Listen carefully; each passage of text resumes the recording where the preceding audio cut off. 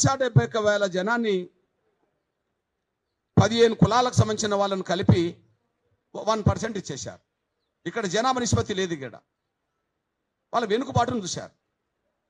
అయితే ఈ వెనుకబాటు నిజమే అవుతే ఆ రీత్యా మాకు కూడా వర్తించాలి కదా. మేము వెనుకబడిపోయిన వాళ్ళమే కదా. మరి ఈ వెనుకబాటు నిజమవుతే మా వెనుకబాటు నిజమే.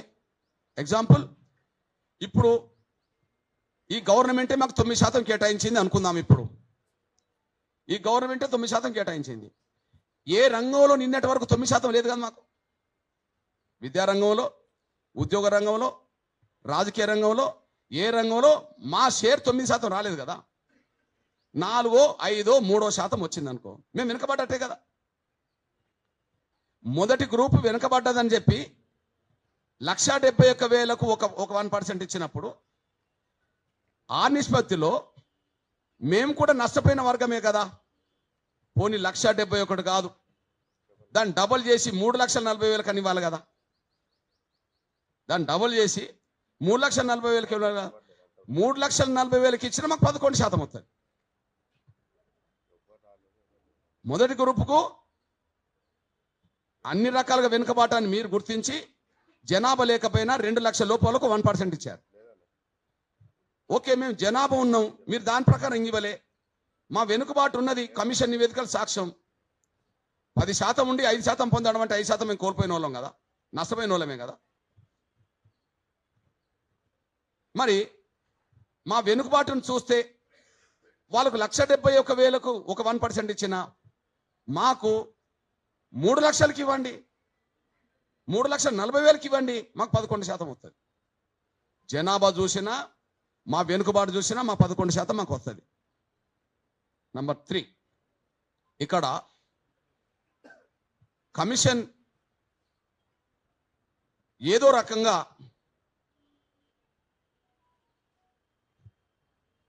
ఈ అత్యంత వెనుకబడ్డ కులం అంటున్న ఆ ఏ గ్రూప్లోకి మొదటి గ్రూప్లోకి అత్యంత అడ్వాన్స్ అయిన కులాన్ని తీసుకొచ్చి పెట్టారు మళ్ళీ.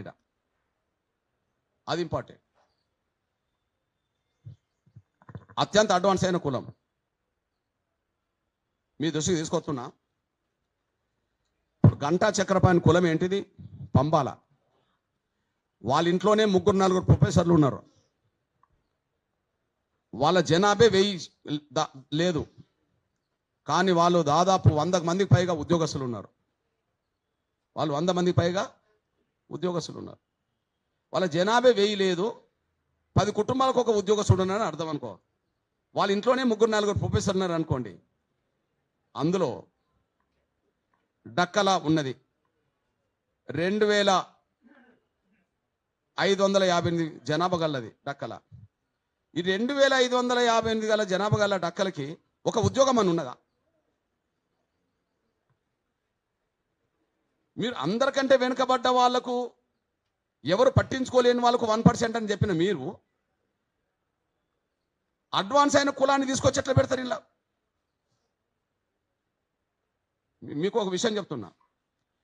ఇదే గంటా చక్రపాణి మాలలుగా అందరినీ ఆర్గనైజ్ చేయడానికి ఇంటర్నెట్ ప్రయత్నం చేసిండు, కానీ వాళ్ళ సొంత కులస్తులకు ఫోన్ల ద్వారా ఏం చెప్పిండంటే, మనం మాలల్లో పోవద్దు, మాలల్లో పోతే మనకు అవకాశాలు రానివ్వరు, మనం ఏ గ్రూపు కోరుకుందాము అందులో నేను చేర్పిస్తా, ఓకే మీరు పంబాలని రాసుకోండి అని చెప్పి అందరిని గైడ్ చేశాడు. ఫోన్ల ద్వారా గైడ్ చేశాడు. కాదని చెప్పండి, నేను చెప్తున్నా. ఆయన ఎవరెవరు ఫోన్ చేసిండో నేను చెప్తా. ఆయన మాల కింద వచ్చాడు కదా. ఈ విషయం ఎందుకు చెప్తున్నంటే, అంతకుముందు ABCD జరిగినప్పుడు ఈ పంబాలనే కులం ఎందులో ఉన్నది? అడ్వాన్స్ క్యాస్ట్లో ఉన్నది. ఈ పంబాలనే కులం ఎందులో ఉన్నది? అడ్వాన్స్ క్యాస్ట్ ఉన్నది. అంటే అభివృద్ధి చెందిన కులాల లిస్టులో ఉన్న వాళ్ళను అందరికంటే వెనుకబడ్డ కులాల లిస్టు ఎట్లా చేస్తారు? ఆ కులాన్ని ఒక కులంలో 2,500 మంది ఉన్నా ఒక ఉద్యోగం ఉండదు. ఒక కులంలో 100 మంది ఉంటారు, 100 ఉద్యోగస్తులు ఉంటారు, ప్రొఫెసర్లు ఉంటారు. అంటే వెనుకబాటు ప్రాతిపదిక మీదే 1% కేటైతే అడ్వాన్స్ అయిన కులం నుంచి తీసుకొచ్చి ఎట్లా పెడతారు? మీరు చూడండి, మధ్యస్థంగా లబ్ధి పొందింది షెడ్యూల్ కులాలు అంటేనే మాదిగల కింద కులాలు వస్తారు. కానీ మెరుగైన ప్రయోజనం పొందిన షెడ్యూల్ కులాలను మీరే పెట్టారు కదా. మెరుగైన ఫలితాలు పొందిన అంటే వాళ్ళ జనాభా కంటే మించి పొందిన వాళ్ళని అంటారు కదా. మరి అంతకుముందు వీళ్ళు ఇంట్లోనే ఉన్నారు కదా, పంబాలా అంతకుముందు బాగా అడ్వాన్స్ అయిన లిస్టులోనే ఉన్నారు కదా. మరి అంతకుముందు అడ్వాన్స్ అయిన లిస్టులు మళ్ళా కనీసం మధ్యస్థంగా లబ్ధి పొందిన దగ్గర రాలేదు. కానీ అసలే అందరికి వెనకబడ్డ వాళ్ళ దగ్గరికి ఎట్లా వచ్చిండ్రు, జంప్ ఎట్లా అయినరు, ఎట్లా జంప్ అవుతారు? తర్వాత మీ దృష్టి తీసుకొస్తున్నా. మన్నే అనే కులం ఉన్నది, గద్దర్ కులం. మన్నెపోలు అంటారు కదా, మన్నెపోలు అంటారు. మన్నె కులం వాళ్ళు 29,650. ఈ మన్నెమనే కులం మాలలకు వర్తించి సి గ్రూప్లో ఉన్నదే కదా. ఈ మన్నెపనే కులం మాలలకు వర్తించి సి గ్రూప్లో ఉన్నదే కదా. అడ్వాన్స్ క్యాస్ట్ కదా, బాగా అభివృద్ధి చెందిన 3వ లిస్టులో ఉండాల్సిన కులం కదా. మెరుగైన ప్రయోజనం పొందిన షెడ్యూల్ కులాల లిస్టులో ఉండాలి కదా. ఆ లిస్టులో ఉండాల్సింది మన్నెపోలు అనే వాళ్ళు అత్యంత దయనీయ జీవితాలు గడుపుతున్న వాళ్ళని చెప్పి మీరే లిస్ట్ తయారు చేసి, మొదటి లిస్ట్ తయారు చేసి గండెట్లో తీసుకొచ్చారు. దానికి ఒక కారణం ఉన్నది. ఓకే, ఈ అత్యంత వెనుకబడ్డ ఆ దళిత లిస్టులోకి ఈ అడ్వాన్స్ అయిన ఒక కులాన్ని 2 కులాన్ని అందులో తీసుకొచ్చి పెడితే వాళ్ళ వీళ్ళే దోసుకోవచ్చు అని. ఇది విషయం. అరే మాదిగలే దోసుకోంగా మా బుడగ జంగాలయో మా డక్కలోలయో వాళ్ళ వీళ్ళు దోసుకోలేరా? అందరి నుంచి షిఫ్ట్ అయ్యిందుకు వచ్చేసారు. బాగా అడ్వాన్స్ అయిన కులస్తులు ఎక్కడికి వచ్చారు? బాగా వెనుకబడ్డ కులాల లిస్టులోకి వచ్చేసారు.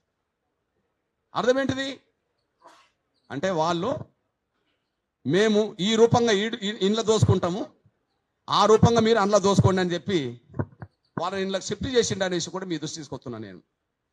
అత్యంత వెనుకబడ్డ కులాల లిస్టులోకి అత్యంత అడ్వాన్స్ అయిన కులాలు కూడా ఇందులోకి రావడం జరిగిందంటే ఇది కుట్రపూరితంగా జరిగింది అనే విషయం మీ దృష్టికి నేను తీసుకొస్తున్నాను నేను. లేకపోతే పంబాల ఎట్లా వస్తుంది? అడ్వాన్స్ క్యాస్ట్ కదా. గత ఏబిసిడి గ్రూప్లో ఈ సి గ్రూప్లో ఉన్నదే కదా. సి గ్రూప్ను అడ్వాన్స్ అయిన కులంగానే తీసుకొచ్చారు కదా. మీరే 3 లిస్టులు చేశారు కదా. అంతకుముందు ఉన్న సి గ్రూప్లో వీళ్ళు ఉన్నారు కదా. మరి ఎట్లా వచ్చారు ఇళ్లకు? నంబర్ 1. రెండోది, ఇక్కడ మాదిగల ప్రాతినిధ్యం పెరగద్దు, మాలల ప్రాతినిధ్యం పెరగాలి. ఇది కుట్ర కూడా ఉన్నది. లాస్ట్కు వీళ్ళు ఈ కాంగ్రెస్ ప్రభుత్వం మొదటి నుంచి ఒక పని చేస్తున్నది. నేను తెలంగాణ ఉద్యమ కాలం నుంచి ఇప్పటి వరకు 2 చూస్తున్నా. తెలంగాణ ఉద్యమ కాలం నుంచి 2 చూస్తున్నా. తెలంగాణ రాష్ట్రం మనం అందరం కలిసి కోరుతుంటే తెలంగాణను అడ్డుకుంటామన్నది ఎవరు?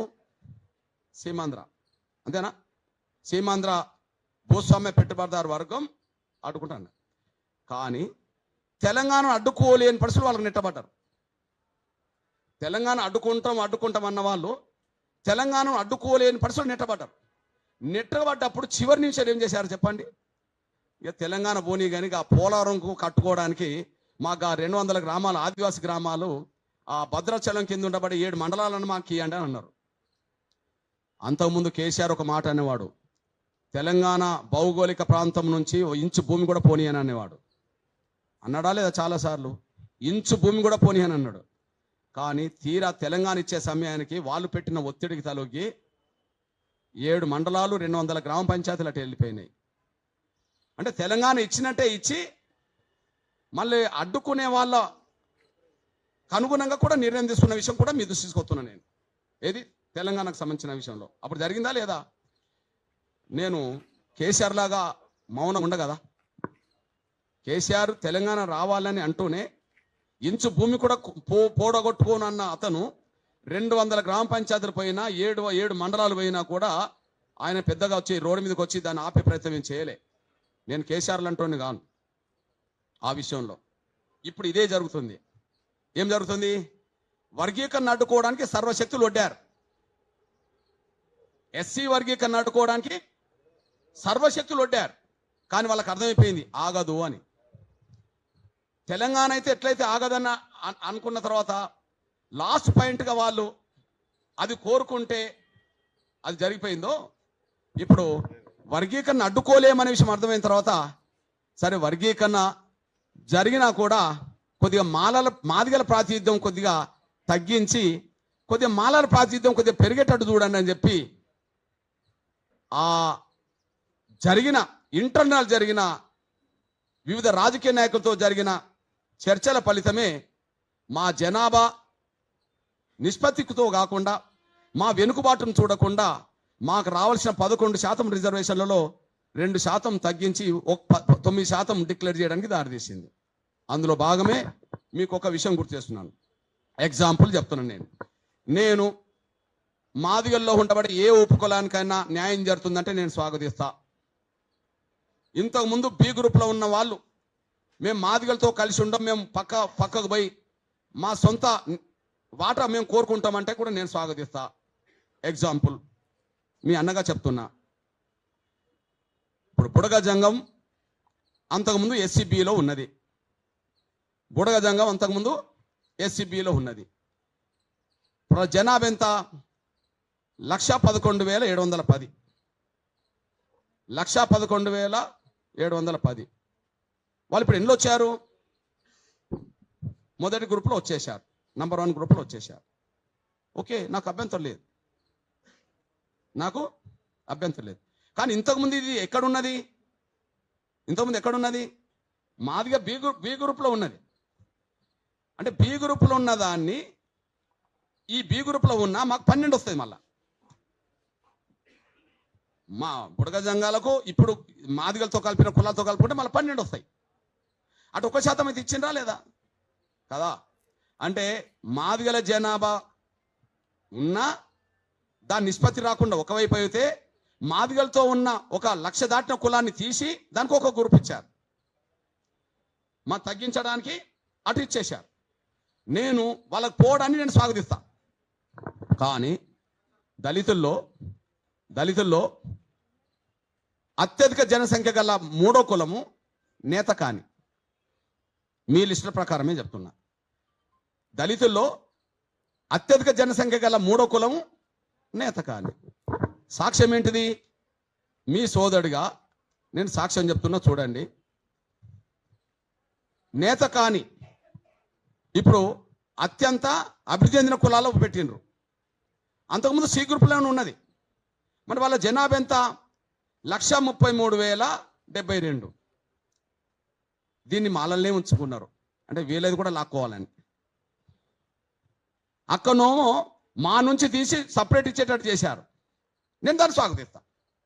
1,10,000 అయినా మా బుడగ జంగాలు ఇతర కులాలకు న్యాయం జరుగుతుందంటే నేను స్వాగతిస్తా. మరి 1,10,000ను బి గ్రూప్ నుండి తీశారు కదా. మరి 1,33,000 ఎక్కువనా 1,10,000 ఎక్కువనా? 1,33,000 ఎక్కువ.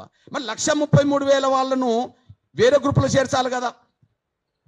అది 1% ఇస్తారా, 0.5% ఇస్తారా, 2% ఇస్తారా అని కాదు. వేరే గ్రూపులో చేర్చాలనా వద్దా? చేర్చాలి. మరి అదెందుకు అన్నబెట్టుకున్నారు అంటే ఇక్కడ ఈ 1,33,000 మందిని సపరేట్ తీస్తే వాళ్ళతో పాటు ఇంకో 2-3 కులాలు కలిపితే 1,70,000 అంటే ఇంకొక 40,000కు సంబంధించిన ఒక 2-3 కులాలు కలిపినారు అనుకో, అప్పుడు 1% వస్తుంది కదా. కానీ 1% వస్తే ఎవరికి తగ్గుతుంది? ఆడ మాలలు తగ్గుతుంది. అప్పుడు మాలలకి ఎంత వస్తుంది? 4 వస్తుంది.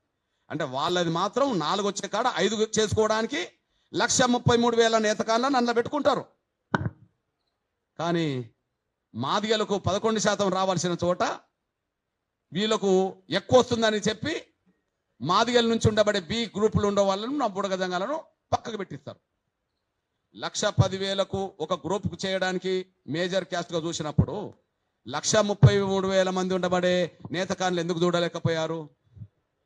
కారణం ఏంటి అంటే ప్రతి దశలో మా జనాభా పరంగా ఇవ్వలేదని రుజువు అవుతుంది, మా వెనుకబాటు చూడలేదని రుజువు అవుతుంది.